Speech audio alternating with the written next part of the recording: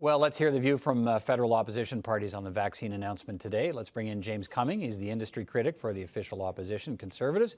And Don Davies is the health critic for the NDP. Gentlemen, good to see you both. Thanks for being with me this evening. And Mr. Cumming, let me start with you. What is your reaction to the news that the federal government now has a deal with Novavax to manufacture vaccines in Canada starting later this year? Well, I think it's good that that we're finally seeing some traction on this. It's good to see that we're at least finding out what the use for the Royal Mount facility would be. I would tell you, though, my initial reaction was late to the game. We've been knowing that we have a manufacturing issue from before May of last year. So when this virus started to take hold of Canada, it looked like the government spent a lot of their time and a lot of their effort towards the CanSino deal, which is what originally the Royal Mount facility was targeted for. And there seems to be a lack of, I don't think it's interest, but aggressiveness to look at manufacturing. You know, we heard from Sir John Bell the other day, was interviewed, and went through how the UK recognized the importance of having manufacturing, and they got on this early, and they actually have manufacturing production now versus waiting, it looks like at the best will be the end of this year. All right, so which is good. I'm glad that they're doing that, but it's late to the game. Okay, good step forward, but late to the game. Don Davies, what's your view? Well, I'm kind of similar to that. I mean, we're always going to applaud any ability of Canada to enhance and build our domestic vaccine and essential medicine production capacity. But, you know, I can't help but to note that we never should have been in this position in the first place. And never again should we be in this position.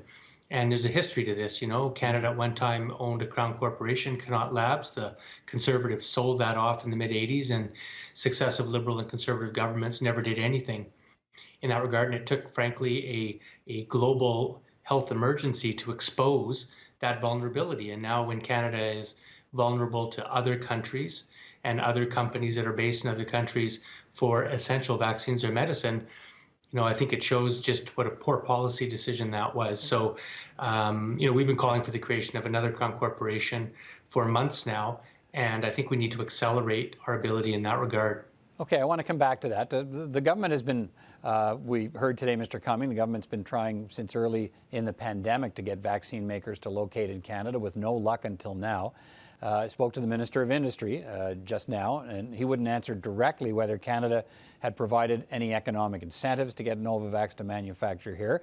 So I guess I'm wondering, what questions do you have about the deal with that company? And does this speak to the fact that even that we haven't seen any of the vaccine contracts, including the one with Novavax? Well, there's a huge issue on transparency again. We don't know what the deal is. We don't know what the government agreed to. We don't know. They've got purchase orders out to 7 different companies. We've never seen the terms of the deal. In the U.S., they've announced what their acquisitions look like, so you're able to see the contracts. So provinces and other governments can react better to it.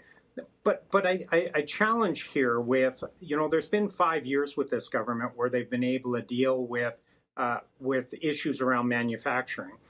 And we've heard from manufacturers, vaccine manufacturers in Canada, that say that they are capable of producing a vaccine and quite frankly would be capable of manufacturing a vaccine. And we've seen a slow reaction by this government, $400 billion being spent, and a very, very small portion of that is gone into the Canadian manufacturing. Yeah. To Mr. Davies' point, though, I mean, this goes back several decades, a sort of gutting of Canada's ability to manufacture these vaccines, to be able to have those kinds of mechanisms in place. Would you acknowledge that there's maybe some blame to go around here and lots of room to grow to make sure Canada is better at this?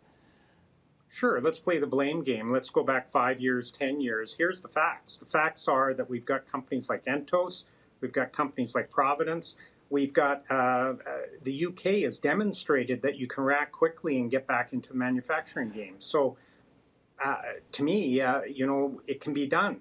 You know, how the UK looked at it differently is they looked at how can we repurpose facilities to get them up quicker and then take away that construction time around, you know, foundations, footings, getting a building built.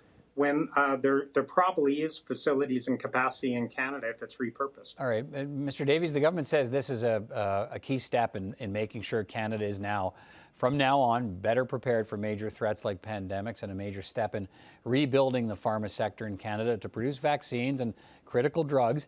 I guess I'm wondering whether your party supports, you've talked about creating a federal agency, a public agency. Would your party support patent protections or better tax breaks for pharma companies to make that happen? I don't think that's the right policy response, Peter. And, it's not a blame game. It's an accountability exercise in an attempt to understand how we got to where we are so that we don't repeat those mistakes.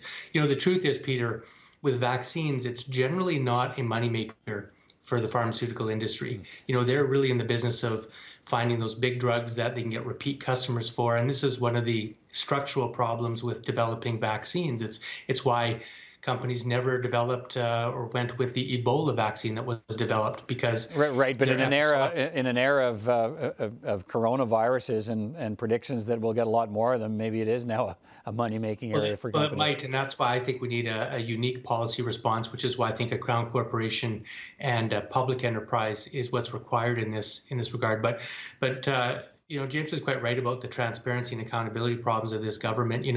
Prime Minister Trudeau last August stood out and said that we'd be producing millions of vaccines at the NRC facility by the end of 2020. That never happened. He tells us that the EU export controls won't affect Canada, but we're not on the EU exemptions list. He keeps telling us we're on track to meet our procurement targets, but he won't release any of the contracts that actually reveal the supply schedules.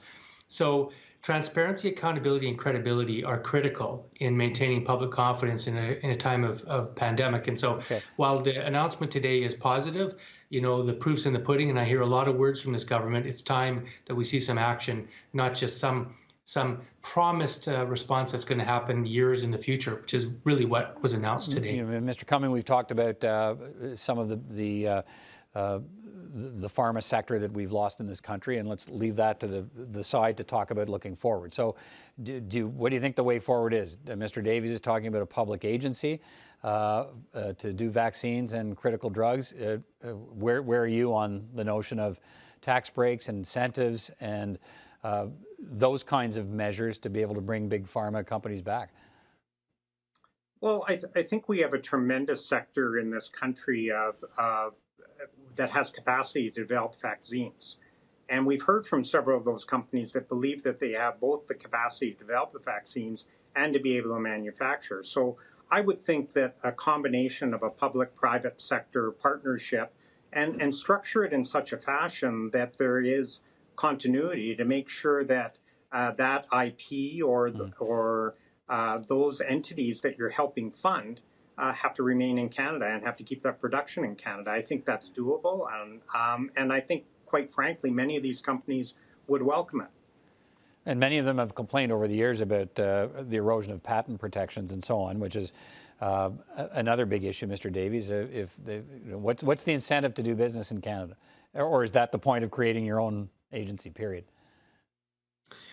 Well, the truth is that the policy of the Canadian government for the last, say, 30 years has been really to work with the private pharmaceutical industry. We have extended patent protection. We have enlarged protection in trade bills that enhance intellectual property protections. And frankly, even recently, for the third time, this government delayed changes to the PMPRB, which would have cut into pharmacy profits. Look, it's not a problem of profits. Pfizer averages $40 billion of profits a year. The collective profits worldwide of the top 35 pharmaceutical companies since 2000 is $8 trillion. It's a profitable sector. Okay. What we need to do is figure out how can we better organize research and development for those kinds of public health initiatives that don't really fit the private sector model. And that's why we think that you need to have a public drug manufacturing Canada to fill those gaps where the private sector just isn't doing. Have to leave it there, gentlemen. Thank you both for your time tonight. An issue we'll keep pursuing, no doubt, but thank you both for taking time. Great. Thank you, Peter.